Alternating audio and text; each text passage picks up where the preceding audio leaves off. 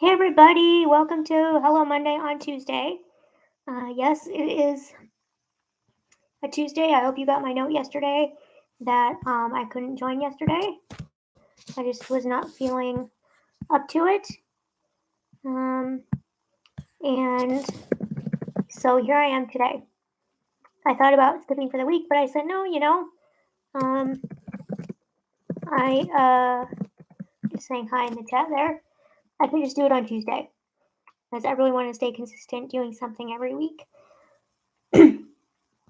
So as you can see, I'm still in my Snoopy PJs, which I love so much. And so still kind of taking it easy a little bit, but time snuck up on me. It was 4 o'clock. I've been over here editing some YouTube shorts, finally caught up on all my past lives, got them all captioned, did all the metadata, so I'm very happy about that. If you have not seen all of them from the past few weeks, go ahead and check it out. There's a playlist. I think it's just my lives playlist that you can catch up. And you're going to be seeing more golden moments, YouTube shorts from Alton, or about Alton, I should say. And then I'm also going to get back to getting some of my long form videos done. Still working on the shop, my designs, and starting to get to writing again. So I just want to finish out this year strong creatively. And that means, just getting back on the horse for things that I've gotten behind on and keeping going. So, with that, I'm going to go ahead and dive into uh, a question or two for the day. Let's see here. Hope you had a good weekend. Hey, Jack or Donna, welcome. Glad you could make it today. I hope you saw the note yesterday. Thank you for joining me today. Well, this is apropos question. It says, describe your favorite day. Well, you could go into Fantasyland, right?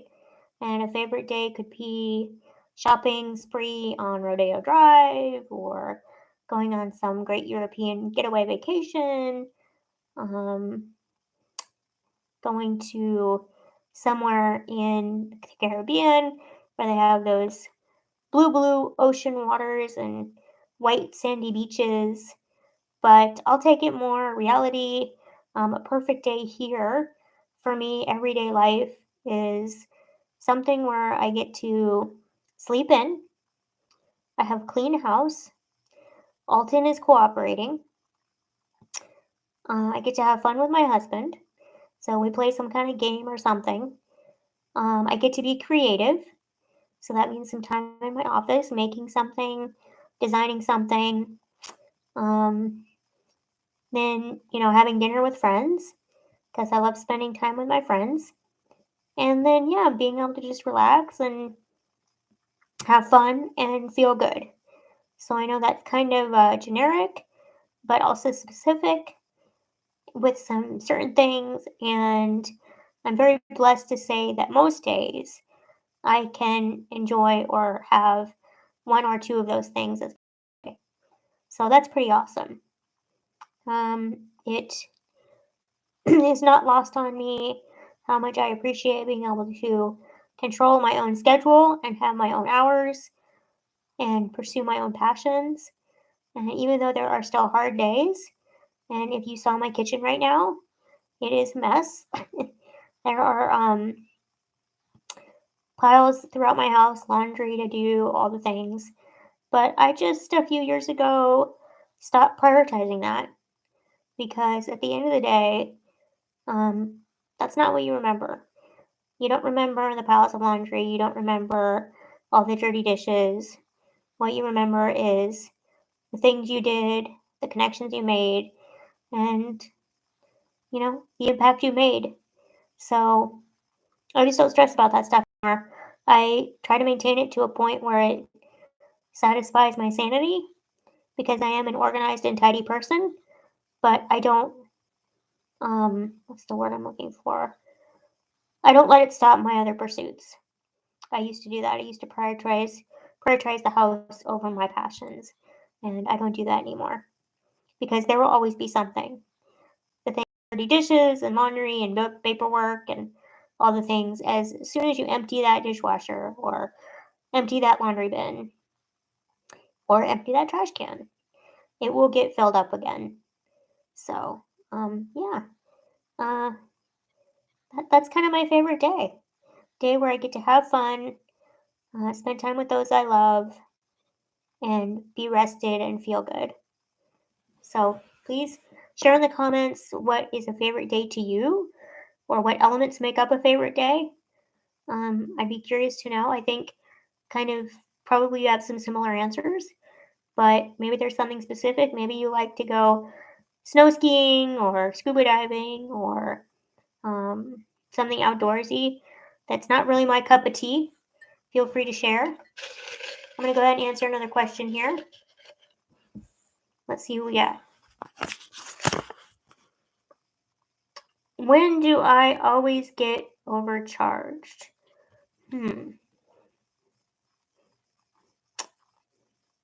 Interesting question. Thanks, Jack. That's just, I don't remember all these questions because I don't even know what this is getting at, but it actually says, I can read my own chicken scratch here. When do I always get overcharged? Okay, well, I'll say this about that. I don't typically get overcharged on things very often because I try to be a conscious consumer. I try to shop sales and I try to watch my receipts. So, uh, yes, exactly. Donna or Jack writes in the comments, except I'm wearing pajamas the whole time. Yes, on my favorite day, I'm wearing pajamas too. So, maybe that makes today kind of a favorite day because I'm in my Snoopy PJs. So, I definitely feel you on that. But back to this question of overcharging, being overcharged. Um, I can't think of anything recently. Um, I did have an incident where I had to check. I actually still have to check, if I'm being honest, that, I put my credit card in the little machine thingy and I thought it ran through. And the merchant said, oh, it didn't go through, even though I think it might have. So I need to check my statement to make sure that I wasn't double charged because it was for groceries. Oh, okay. Hey, Donna. And I don't want to have paid for those groceries twice. So I need to check that. But, um, you know, sometimes, so here's kind of another example that maybe is more applicable to this question. There's this thing my husband and I call, and a lot of people in the disability community call the disability tax. And if you have any kind of chronic illness or you know somebody who's disabled, you might have experienced this as well. And that is typically, specialty goods and services we pay for are higher priced, or we have to pay for them to live our lives, and they're like a disability aid. So, like, for example, right now, our van door is having problems, our ramp van door, and we're going to have to pay quite a little bit of money out of pocket to get it fixed. And while most people, thank you, Donna in the comment is saying she likes my shirt. I love them too. These are some of my favorite pajamas, and I actually have a second pair as a backup for when these finally bite the dust. But yeah, so anyway, we have to get our van fixed. And yeah, most people who have cars have to get them fixed and repairs, and that's standard. For things like, this ramp situation, we don't really have a choice. And it's often more expensive labor, more expensive parts, and all because it's a niche community. And so they can charge more. And there is a huge monopoly in general on durable medical equipment for the disability community. And that, of course, inflates prices. And you either have the money or you don't. There's no like specialty, coverage that you can get. So that's kind of a version of overcharging or being overcharged. But yeah, other than that, I can't think of anything. Um, I'm curious though. I mean, this is kind of an open-ended question. So, if you can think of something in your life that you may be overcharged for, I guess you could say if you think your, you know, utilities are too high or what you pay for streaming services, certainly I think that it doesn't need to be as expensive as it is, but I don't know if that falls in the definition of overcharged. So I'm going to go ahead and answer one more. We're just coming up around 10 minutes here. And let's see. I love these questions. I hope you do too. I mean, I appreciate people watching these. I know they can be quite random. Oh, okay. What celebrity is way too crude, in my opinion? Well, when you think of crude comedians, back in the day there was like George Carlin, and Eddie Murphy could do some blue comedy. But I think more contemporarily, who I think of that gets a lot of controversial conversation is Dave Chappelle.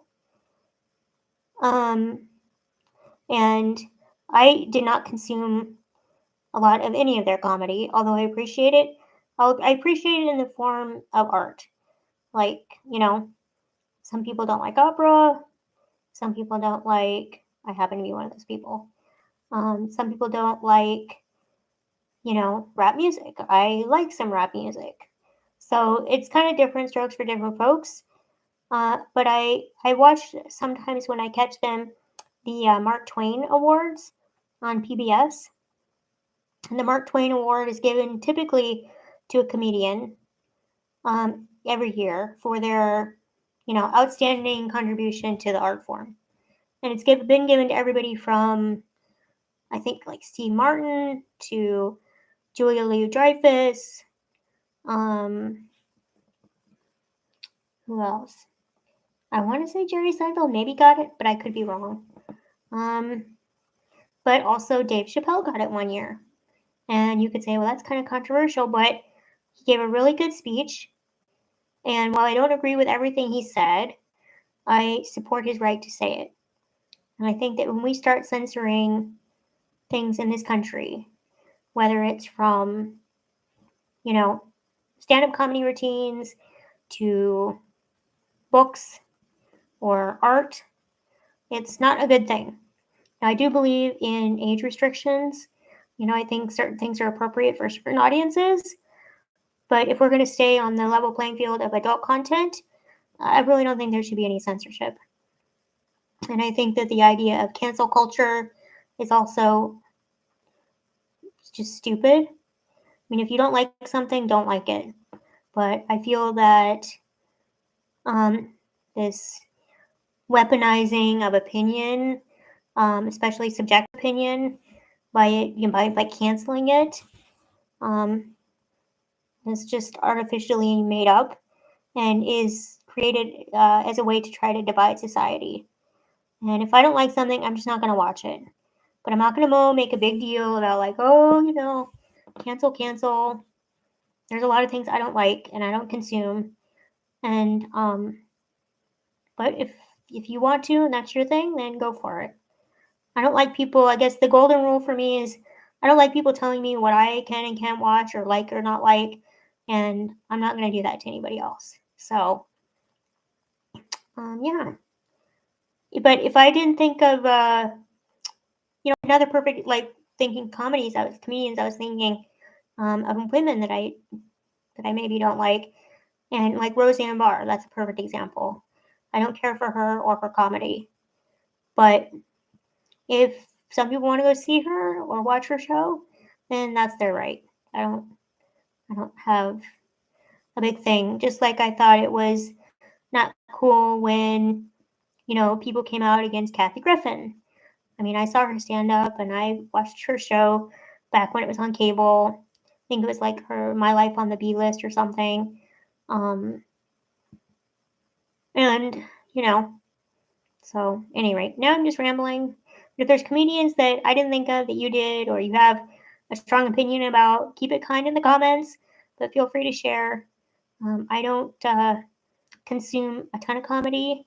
When we watched The Marvelous Mrs. Maisel, and she, as a part of the show, because part of the show was she was a stand-up comedian, she would listen to old recordings of comedians as a way of studying them. And I don't love comedy enough to do that. I don't. I have a couple recordings of Ellen DeGeneres, like a couple of her stand-up routines on tape or CD. I think I have a Jerry Seinfeld, and then we have like a Bill Cosby from like back in the day. But I don't really ever go back and listen to them. I don't even really watch a lot of stand-up specials on like Netflix or whatnot. If I want to go see a comedian, I typically go see them live. We've seen live. I saw Jay Leno years ago, back when he was hosting the Tonight Show. He used to tour a lot. I've seen Kathy Griffin. We went and watched her. We saw Jerry Seinfeld. He was very good. And then, this isn't really a comedian, but we went and saw David Sedaris, who was doing a book at the time, and he was giving a reading / presentation. So we went and saw him. I think that's all I can think. Oh, and we went and saw Chelsea Handler. She was also very funny. She had a book at the time, and my husband was kind of a fan, so we went and saw her. She was good. So, at any rate, yeah, I think that's going to be my questions for today. Left on the list for today is taking Alton for a walk. It's warmed up here again. Oh, I can't believe it's already the end of October. I mean, please tell me if you can believe how fast this month has gone by. Like, I have a board meeting this week. I've got the house cleaners coming on Thursday. It seems like they were just here. I just don't know where this month has gone. Don't get me wrong, I don't mind, because I don't like Halloween, so I'm going to be glad for it to be over. But, yeah. I can't believe where the month is gone. So, I'm going to get back to editing more golden moments and getting this video finished and up, hopefully today or tomorrow. I need to wait for YouTube to create the transcript, and then that's how I've been doing it. I let them create a transcript, and then I edit it, and then I'll get it posted to make sure all my little ramblings here are as accurate as possible. So thank you so much for watching. I really appreciate it. If you see my videos popping up in your feed between now and next week, please go ahead and give them a watch. Give them a thumbs up, because that will help me out. And until next time, I appreciate you. Thank you for being here. Bye for now.